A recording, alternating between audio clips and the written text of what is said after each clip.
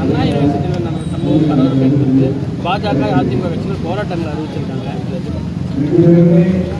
அந்த நிகழ்வு இருந்த அதிர்ச்சியை தருகிறது. உடனடியாக ஒருவர் அதிலே கைது செய்யப்பட்டிருப்பது ஆறுதல் அளிக்கிறது. கல்லூரி மற்றும் பள்ளி வளாகங்களில், பல்கலைக்கழக வளாகங்களில் மாணவர்களுக்கு உரிய பாதுகாப்பை அளிக்க தீவிர நடவடிக்கைகளை அரசு மேற்கொள்ள வேண்டும். புதிய உத்திகளை கையாள வேண்டும். அதற்கான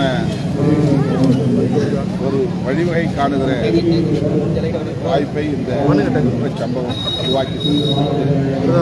ஆகவே மாண்புமிகு முதல்வர் அவர்கள் இந்த பிரச்சனையில் கூடுதல் கவனம் செலுத்தி உண்மையான குற்றவாளிகள் அனைவரையும் கைது செய்து கடுமையான நடவடிக்கை எடுக்க வழிகாட்ட வேண்டும். பாஜக போராட்டங்கள் அறிவிச்சிருக்காங்க. அரசியல் பின்னணியில் எடுத்துட்டு போறாங்க.